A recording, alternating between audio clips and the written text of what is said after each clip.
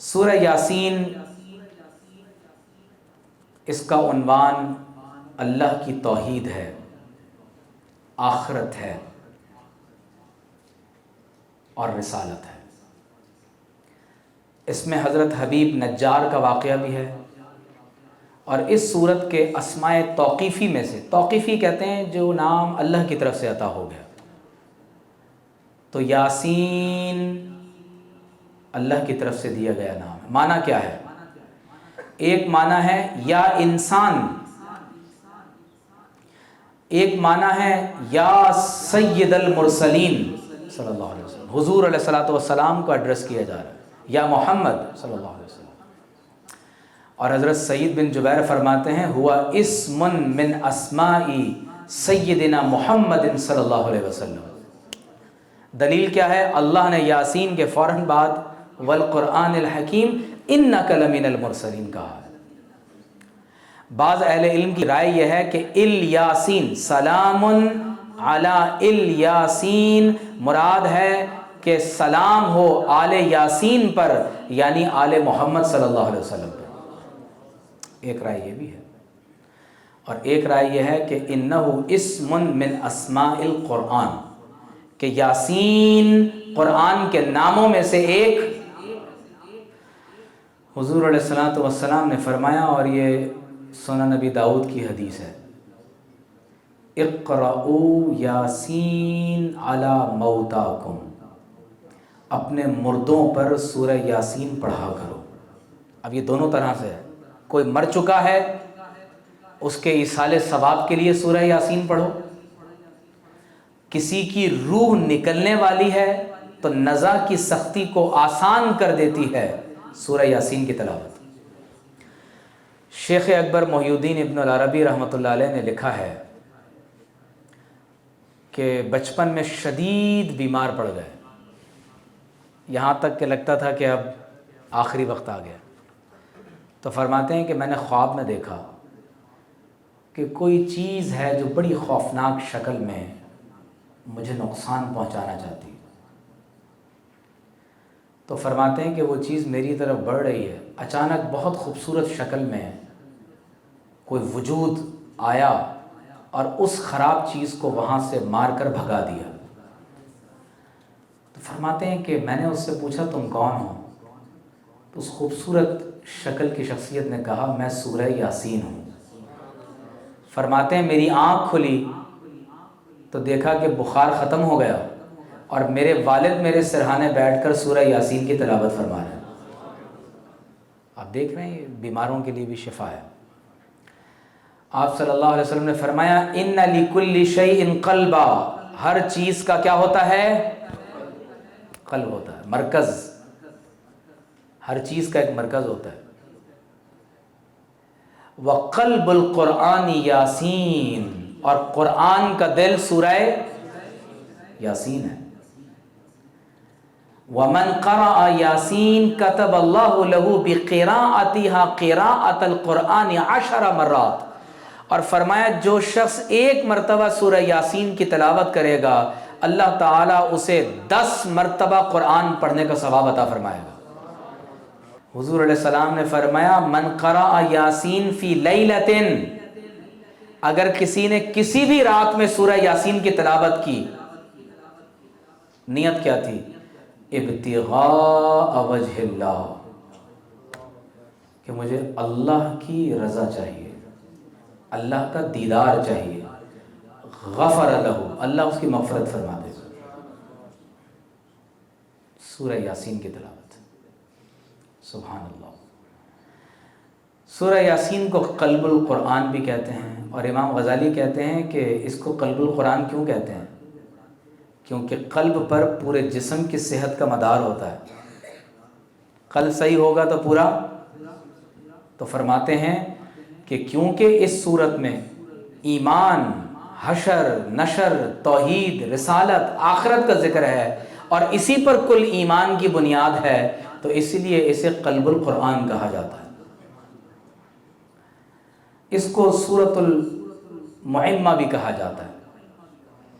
معمہ عربی میں کہتے ہیں وہ چیز جو سب چیزوں کو شامل کیے ہوئے، سب کو اپنے اندر لے لے۔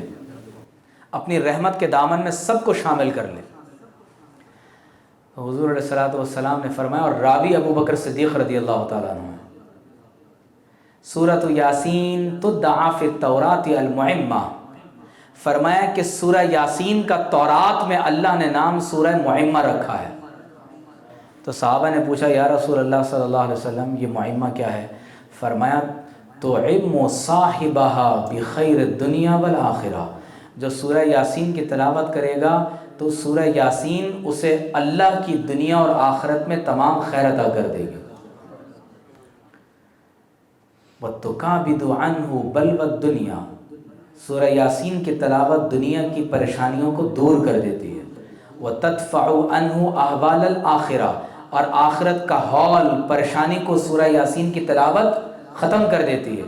وَتُدَّعَا الدَّافِعَ الْقَاضِيَةِ، اور اس صورت کا ایک نام دافعہ بھی ہے اور ایک نام قاضیہ بھی ہے۔ تو سورہ یاسین، سورۃ القلب، سورۃ المعمہ، سورۃ الدافعہ، سورۃ القاضیہ۔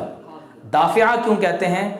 تدفع عن صاحبها کل سوء، کہ اپنی تلاوت کرنے والے ہر شخص سے ہر قسم کی برائی کو یہ صورت دور کر دیتی ہے۔ اور فرمایا وَتَقْضَى لَهُ كُلَّ حَاجَةٍ، اور جو شخص سورہ یاسین کی تلاوت کرتا ہے، اور تو جس مقصد کے لیے سورہ یاسین کی تلاوت کی جائے تو سورہ یاسین ہر حاجت کو پورا کر دیتی ہے۔ تو آپ اندازہ کیجئے کہ سورہ یاسین کو سورۃ القاضیہ حاجت پورا کرنے والی، سورۃ الدافعہ بلاؤں کو دور کرنے والی، سورۃ المعمہ دنیا اور آخرت کی بھلائیاں عطا کرنے والی، اور سورہ یاسین یا سید المرسلین صلی اللہ علیہ وسلم، اور سورۃ القلب یعنی وہ سورت جو قرآن کا، اسے سورۃ العظیمہ بھی کہا جاتا ہے، عظمت والی۔ ام المومنین حضرت عائشہ صدیقہ رضی اللہ تعالی عنہ روایت کرتی ہیں کہ آپ علیہ الصلوۃ والسلام نے فرمایا ان فی القرآن لسورہ، بے شک قرآن مجید میں ایک سورت ہے، تدعا العظیم عند اللہ تعالی، اور اس سورت کو اللہ کی بارگاہ میں عظیمہ کہا گیا ہے، عظمت والی سورت۔ یہ سورت کیا کرتی ہے؟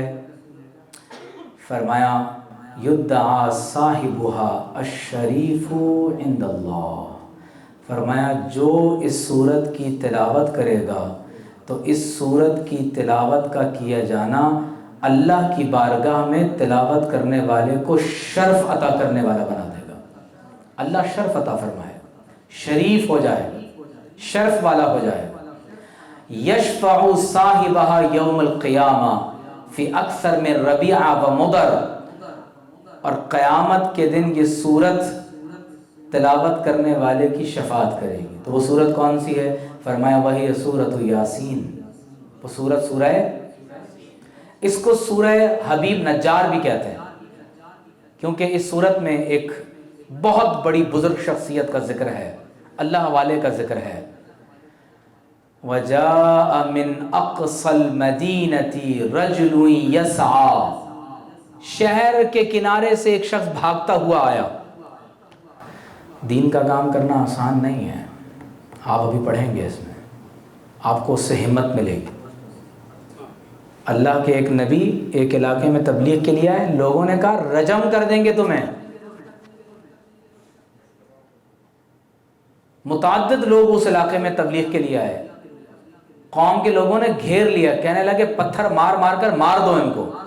تو وہ شخص شہر کے کنارے سے دوڑتا ہوا آیا، اس کا مطلب گھر بہت دور تھا اس کا، یا کسی کام سے گیا ہوا تھا، لیکن جب اس کو یہ پتہ چلا کہ کچھ لوگ اللہ کا پیغام سنا رہے ہیں، اللہ کے دین کی طرف دعوت دے رہے ہیں، اور قوم ان کے خلاف جمع ہو گئی ہے، تو ایسے وقت میں ساتھ دینا آسان ہوتا ہے یا مشکل ہوتا ہے؟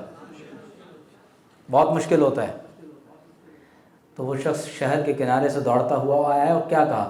قال یا قومی اتبعوا المرسلین، اس نے آ کر کہا اے میری قوم، یہ اللہ کے بھیجے ہوئے ہیں، ان کی اتباع کرو۔ اور آپ آگے جا کر پڑھیں گے ان میں سے رسول صرف ایک تھے، اور بعض اہل علم کہتے ہیں کہ وہ رسول ایک بھی نہیں تھے، حضرت عیسیٰ علیہ السلام کے بھیجے ہوئے حواری تھے۔ تو تو ان کو بھی رسول کہا گیا، اللہ کے رسول نے ان کو بھیجا ہوا ہے۔ تو یہ قرآن مجید کے سورہ یاسین کے مختلف نام ہیں، تو ہم چند آیات کی تلاوت کر لیتے ہیں۔ اعوذ باللہ من الشیطان الرجیم، بسم اللہ الرحمن الرحیم، یاسین والقرآن الحکیم انک لمن المرسلین صدق اللہ العظیم۔ سورہ یاسین مکی ہے، 5 رکوع ہیں اور 83 آیات ہیں۔ اللہ تعالیٰ نے سورت کا آغاز حروف مقطعات میں سے 2 حروف سے فرمایا ہے۔ انہیں حروف مقطعات اس لیے کہتے ہیں کہ ان کو قطع کر کے، کاٹ کر، توڑ کر پڑھا جاتا ہے۔ اور فواتح السور جو opening words of any chapter of the Quran ہوتے ہیں، فواتح السور، یہ پوری صورت کا راز ہوتے ہیں، اس میں اسرار پوشیدہ ہیں، اور بالاتفاق تمام اہل علم کا اس پر اجماع ہے، اسرار بین اللہ و رسولہ صلی اللہ علیہ وسلم۔ اس کے حقیقی معنی اللہ اور اس کے رسول بہتر جانتے ہیں صلی اللہ علیہ وسلم، لیکن بعض مفسرین نے اس کے معنی جیسے مختلف صحابہ کرام اور تابعین کے آپ نے اقوال دیکھے، تو مراد کیا ہے؟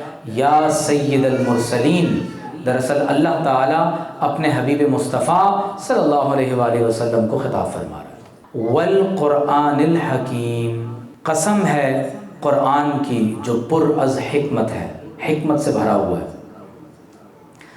قرآن میں جب اللہ تعالیٰ کسی چیز کی قسم اٹھاتا ہے تو دراصل اس چیز کے فوراً بعد جو بات بیان ہونے جا رہی ہے اس کی اہمیت کو بتانا مقصود ہوتا ہے۔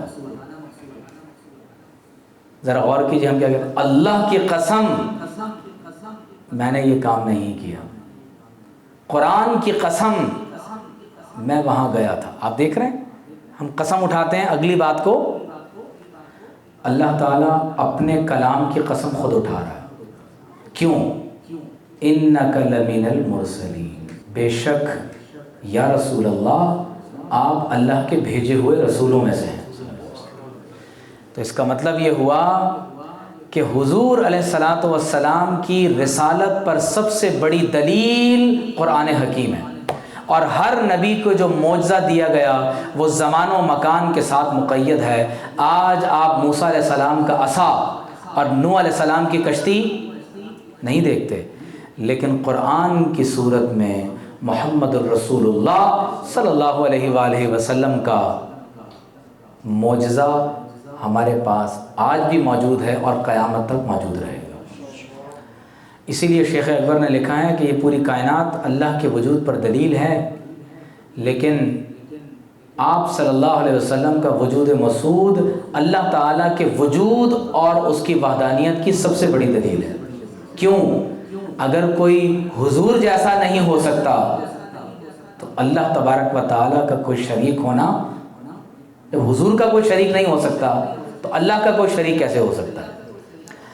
اور آپ صلی اللہ علیہ وسلم کی سب سے بڑی دلیل کہ وہ رسول ہے وہ قرآن حکیم ہے، علی صراط مستقیم، اور یقیناً آپ صلی اللہ علیہ وسلم ہی صراط مستقیم ہیں، ٹھیک ہے، صراط مستقیم پر ہیں۔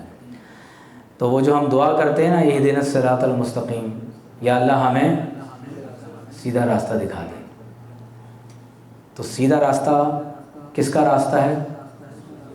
طے ہو گیا، قرآن اور صاحب قرآن کا راستہ یہی صراط مستقیم۔ اب اس سے جو ہٹ کر دائیں بائیں ادھر ادھر کی جتنی باتیں ہیں نا، وہ میری آپ کی اپنی ذاتی باتیں ہو سکتی ہیں، وہ صراط مستقیم نہیں۔